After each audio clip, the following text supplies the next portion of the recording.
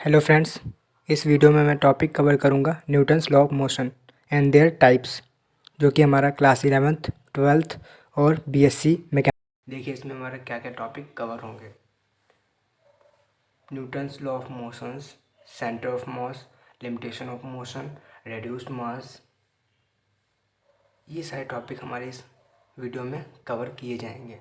इससे पहले अगर आप हमारे चैनल पर नए हैं तो चैनल को लाइक, शेयर एंड सब्सक्राइब करना ना भूलें। साथ ही में बेल आइकन को भी प्रेस कर दें ताकि न्यू वीडियोस की नोटिफिकेशन आप तक जल्द ही पहुंच सके। देखिए हमारा क्या टॉपिक है, यहाँ पे देख लीजिए। ये हमारा न्यूटन मैकेनिक्स। देखिए in classical mechanics Newton's law of motion are the three laws. देखिए क्लासिकल मैकेनिक्स में हमारे जो न्यूटन थे उन्होंने हमें 3 लॉज दिए थे।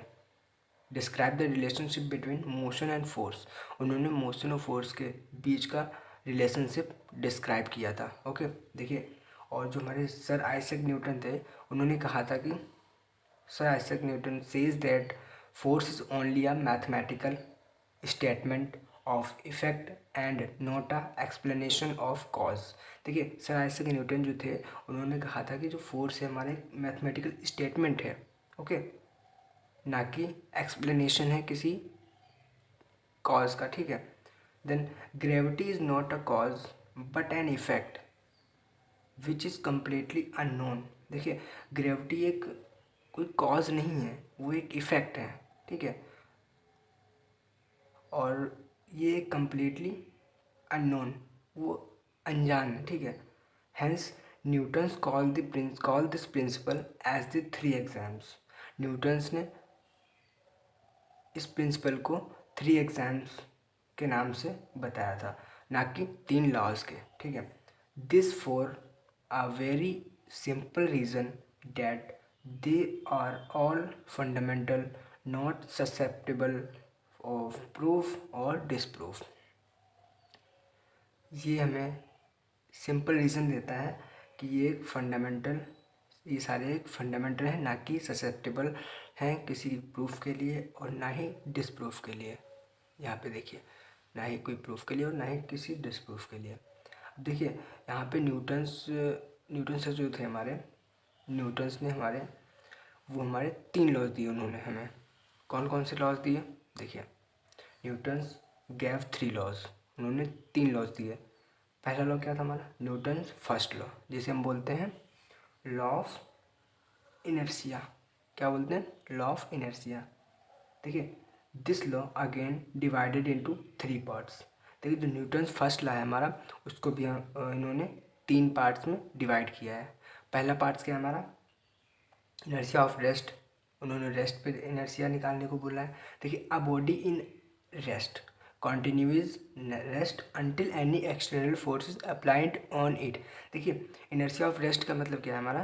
देखिए अगर हमारी बॉडी रेस्ट में है तो रेस्ट ही में ही रहेगी, और अगर हमारी कॉन्टीन्यूअस में है तो कॉन्टीन्यूअस ही रहेगी, जब तक कि हमारा कहीं बाहर से कोई फोर्स अप्लाइड नहीं होगा।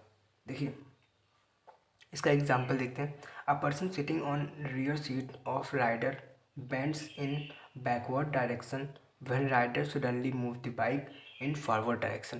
देखिए इसका एग्जांपल क्या है? जैसे कि बाइक चला रहा हूँ, मेरे पीछे कोई बैठा है, ठीक है, ओके, मैंने अचानक से बाइक को आगे बढ़ा दिया। जो हमारे पीछे जो बैठा होगा वो तो रेस्ट में था, मैंने अचानक से बाइक को आगे बढ़ाया तो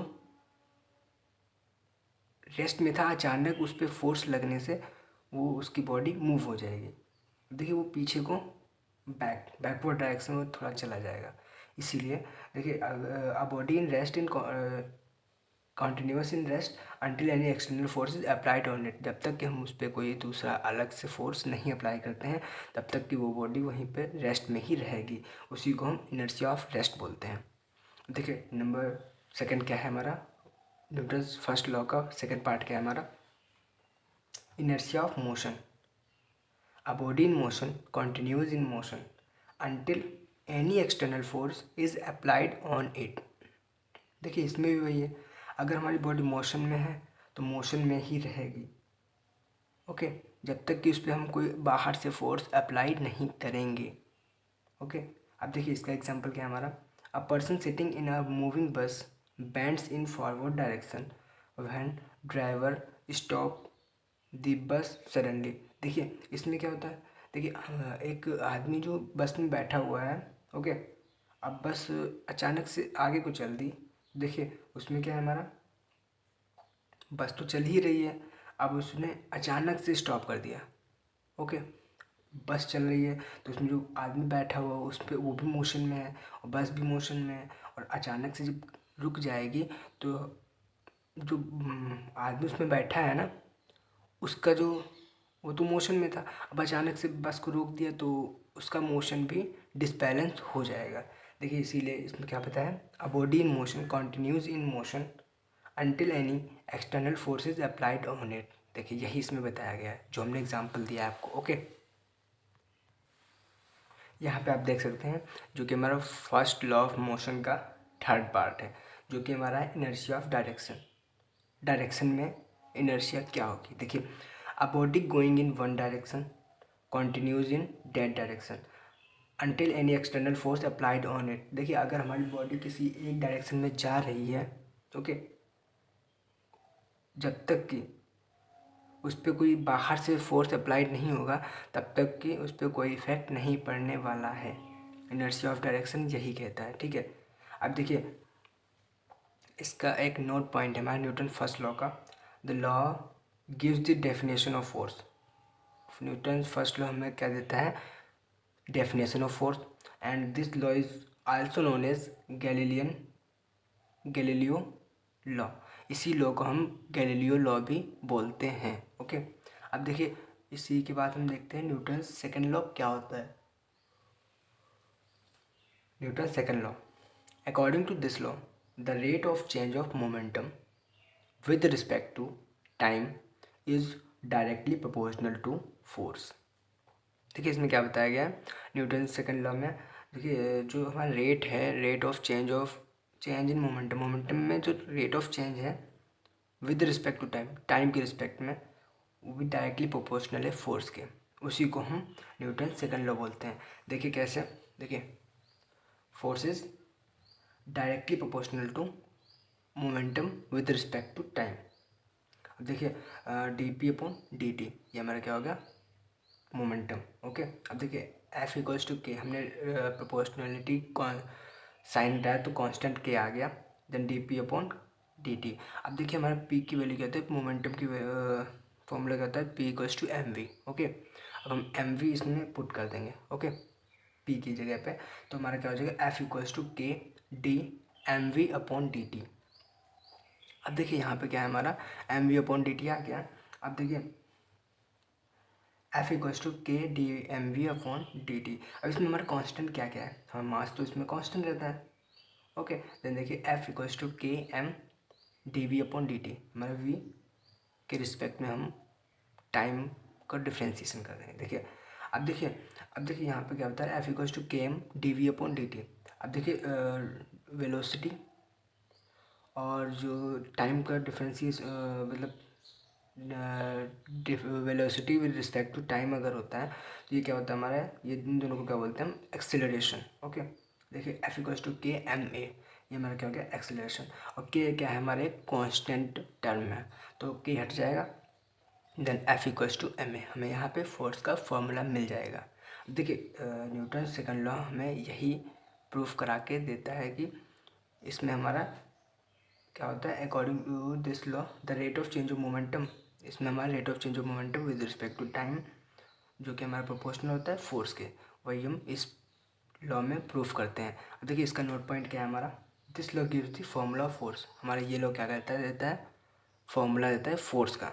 और देखिए हमारा जो न्यूटन फर्स्ट लॉ था वो क्या करता है, वो डेफिनेशन डिफाइन करता है फोर्स की, और जो न्यूटन सेकंड लॉ है वो हमें फॉर्मूला देता है फोर्स का। अब देखिए न्यूटन थर्ड लॉ क्या है हमारा, यहाँ पे देख सकते हैं Newton third law, every action has an equal and opposite reaction and action and reaction acts on different bodies. देखिए इसमें न्यूटन थर्ड लॉ में क्या होता है, हर एक एक्शन इक्वल और अपोजिट रिएक्शन देता है, बट जो एक्शन और रिएक्शन होंगे वो डिफरेंट बॉडीज़ पे अप्लाई होंगे। ओके, देखिए यहाँ पे हमने इस वीडियो में आपको बताया Newton's first law, Newton second law, Newton third law और न्यूटन फर्स्ट लॉ के इनर्शिया के तीनों पार्ट। ओके, अब देखिए हम इसमें बताएंगे आपको लिमिटेशन ऑफ न्यूटन्स लॉ क्या होते हैं। ओके, यहाँ पे देखिए न्यूटन्स लॉ की लिमिटेशन क्या क्या है। We know that according to Newton's law f equals to m A.